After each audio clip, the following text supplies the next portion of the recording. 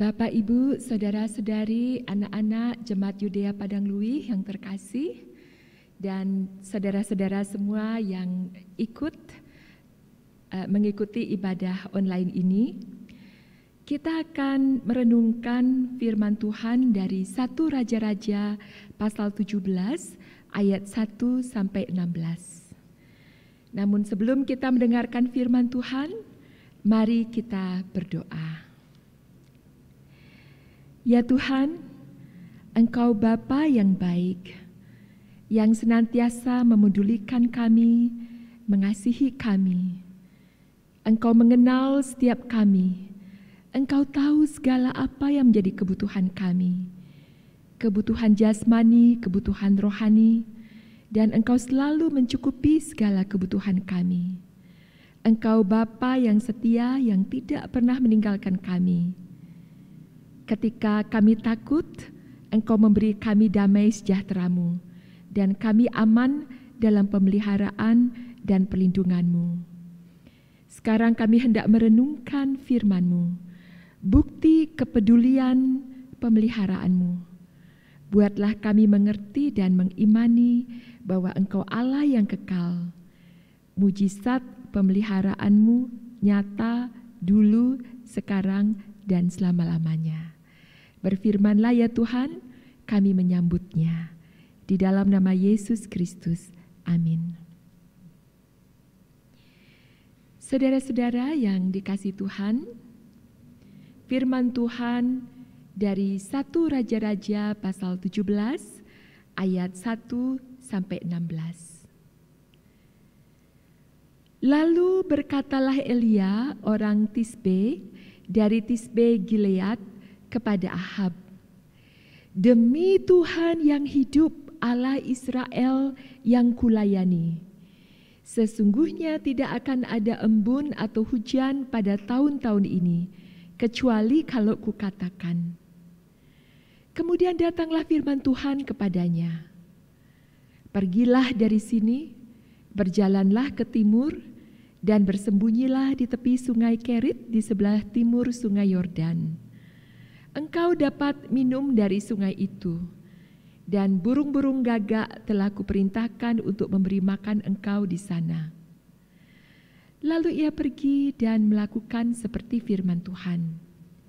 Ia pergi dan diam di tepi sungai Kerit di sebelah timur sungai Yordan. Pada waktu pagi dan petang, burung-burung gagak membawa roti dan daging kepadanya, dan ia minum dari sungai itu. Tetapi setelah beberapa waktu, sungai itu menjadi kering, sebab hujan tiada turun di negeri itu. Maka datanglah firman Tuhan kepada Elia, "Bersiaplah, pergi ke Sarfat yang termasuk wilayah Sidon, dan diamlah di sana. Ketahuilah, aku telah memerintahkan seorang janda untuk memberi engkau makan." Sesudah itu ia bersiap, lalu pergi ke Sarfat. Setelah ia sampai ke pintu gerbang kota itu, tampaklah di sana seorang janda sedang mengumpulkan kayu api. Ia berseru kepada perempuan itu, katanya, "Cobalah ambil bagiku sedikit air dalam kendi supaya aku minum." Ketika perempuan itu pergi mengambilnya, ia berseru lagi, "Cobalah ambil juga bagiku sepotong roti."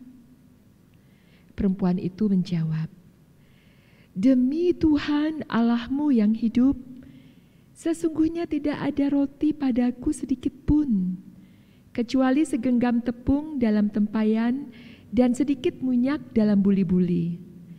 Dan sekarang aku sedang mengumpulkan 2-3 potong kayu api. Kemudian aku mau pulang dan mengolahnya bagiku dan bagi anakku. Dan setelah kami memakannya, maka kami akan mati." Tetapi Elia berkata kepadanya, "Janganlah takut, pulanglah. Buatlah seperti yang kau katakan. Tetapi buatlah lebih dahulu bagiku sepotong roti bundar kecil daripadanya, dan bawalah kepadaku. Kemudian barulah kau buat bagimu dan bagi anakmu.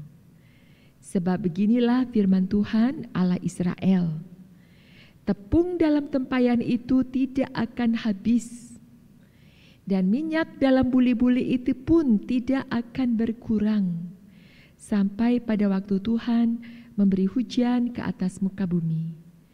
Lalu pergilah perempuan itu dan berbuat seperti yang dikatakan Elia. Maka perempuan itu dan dia serta anak perempuan itu mendapat makan beberapa waktu lamanya. Tepung dalam tempayan itu tidak habis, dan minyak dalam buli-buli itu tidak berkurang, seperti firman Tuhan yang diucapkannya dengan perantaraan Elia. Demikian firman Tuhan. Saudara-saudara, Elia adalah nabi Tuhan yang melayani umat Israel pada masa pemerintahan Raja Ahab. Dan Raja Ahab dikenal sebagai raja yang jahat di mata Tuhan lebih dari semua raja yang mendahulunya. Kita bisa baca itu dalam 1 Raja-Raja 16 ayat 30.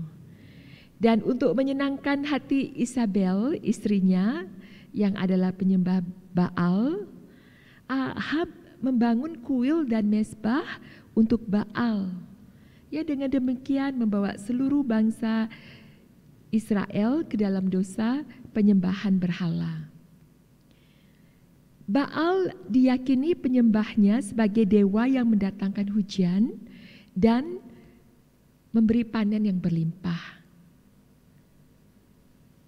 Namun Elia mendatangi Ahab dan memberitahunya bahwa hujan tidak akan turun selama berapa waktu, untuk menunjukkan kuasa Tuhan yang melebihi Baal. Kemudian untuk melindungi Elia dari pengejaran Ahab, Tuhan menyuruhnya pergi menyembunyikan diri di tepi sungai Kerit di seberang sungai Yordan. Kalau kita perhatikan bacaan ini, Elia tidak mempertanyakan apalagi meragukan perintah Tuhan. Ya, dia juga tidak menawar-nawar tempat yang lebih nyaman. Elia melakukan tepat seperti yang Tuhan perintahkan. Dan Tuhan menyertai dan memelihara Elia dengan cara mengutus burung-burung gagak untuk membawakan makanan, roti dan daging tiap-tiap hari, pagi dan petang. Saudara-saudara, Tuhan dapat mencukupi kebutuhan kita dengan cara-cara yang tidak kita duga, yang melampaui apa yang kita bayangkan dan harapkan. Kemudian setelah beberapa waktu, Tuhan lalu menyuruh Elia menemui seorang janda di Sarfat. Ya, seorang asing yang tidak dikenalnya sebelumnya. Di Sarfat itu daerah asal Isabel, yang adalah wilayah penyembah Baal yang kuat. Dan di sini kita lihat, ya, tidak peduli bagaimanapun beratnya pencobaan-pencobaan kita, bagaimanapun tanpa harapan kelihatannya keadaan kita, Tuhan peduli akan kita dan sanggup memelihara kita. Ya, kita lihat di sini, janda itu terkena dampak bencana kekeringan yang juga melanda negerinya akibat penyataan kuasa Tuhan. Dan ketika janda itu bertemu Elia, dia pikir dirinya sedang mempersiapkan makanan yang terakhirnya.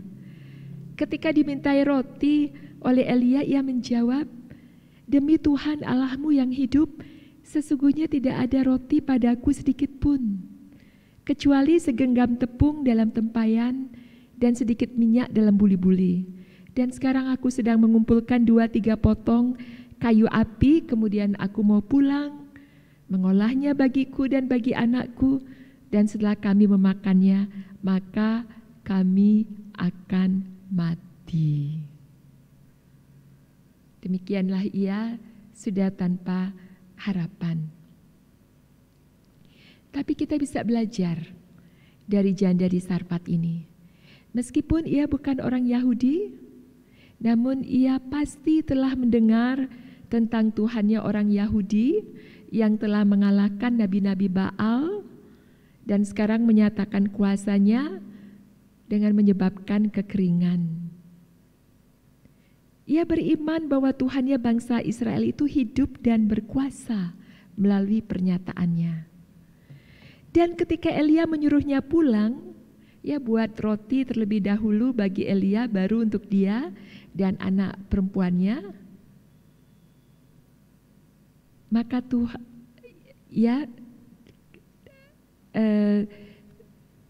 Tuhan akan memelihara kehidupannya, mencukupkan kebutuhannya. Ya, Elia menyampaikan janji Tuhan bahwa selama bencana kekeringan itu berlangsung, ia tidak akan pernah kehabisan tepung dan minyak.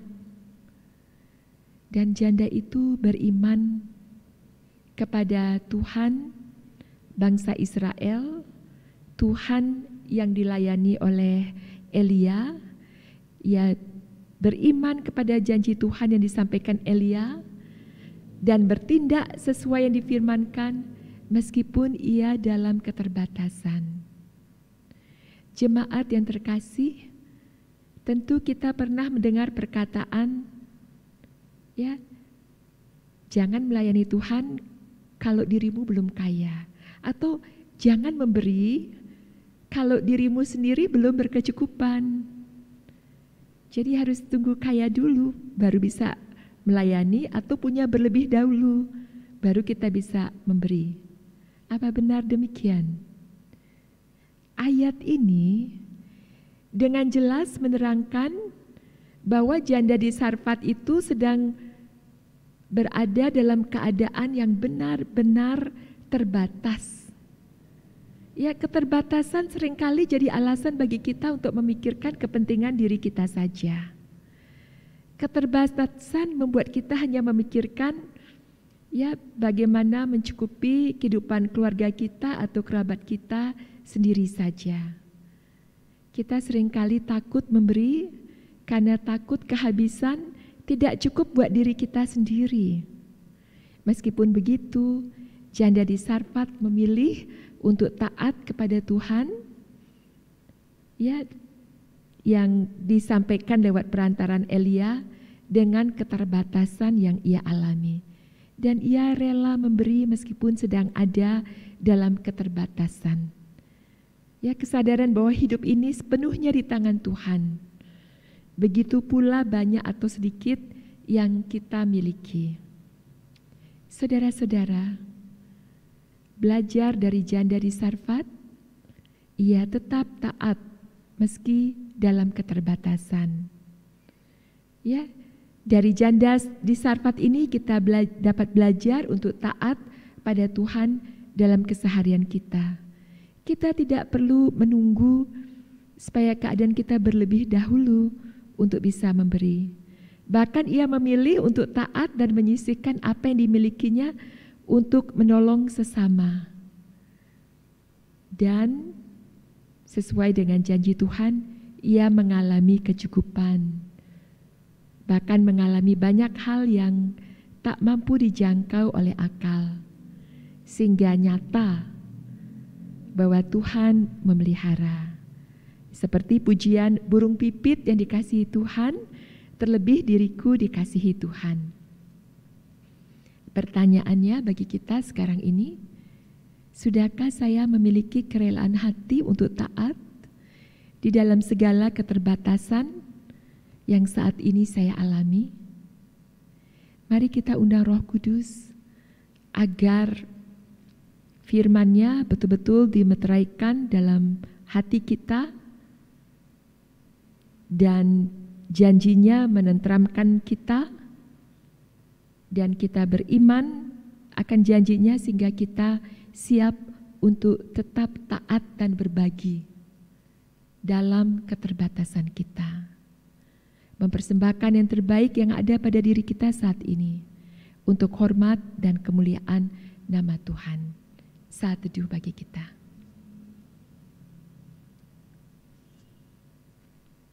Terima kasih untuk firman yang telah kami dengar, yang meneguhkan iman kami akan kuasa pemeliharaan-Mu yang ajaib atas hidup kami. sehingga kami tidak perlu takut menghadapi masa depan apapun yang terjadi. Karena Engkau Tuhan telah berjanji untuk memelihara kami di setiap musim kehidupan. Oleh firman-Mu, kami juga mau belajar taat memberi dalam keterbatasan kami, untuk berbagi dengan sesama kami yang membutuhkan. Sebab Engkau Tuhan yang mengasihi kami dan setia memelihara kehidupan kami. Bapa, kiranya berkat-Mu dicurahkan atas kami saat ini untuk memenuhi kebutuhan jasmani kami, akan kesehatan, kekuatan, kesegaran, akan makanan, minuman. Kebutuhan rohani kami akan kasih, pengampunan, iman, kedamaian, sukacita. Kebutuhan emosi kami untuk dikasihi, dipedulikan, memiliki relasi yang baik, yang rukun dan harmonis. Juga untuk memenuhi kebutuhan keuangan, mencukupi kami akan kebutuhan kami sehari-hari, melunasi hutang sehingga kami bisa hidup dalam kemerdekaan finansial, untuk mencukupi biaya studi anak-anak, untuk pengembangan usaha, untuk segala apa yang kami perlukan. Kiranya nama-Mu dipermuliakan dalam kehidupan kami. Terpujilah Engkau Tuhan Yesus. Amin.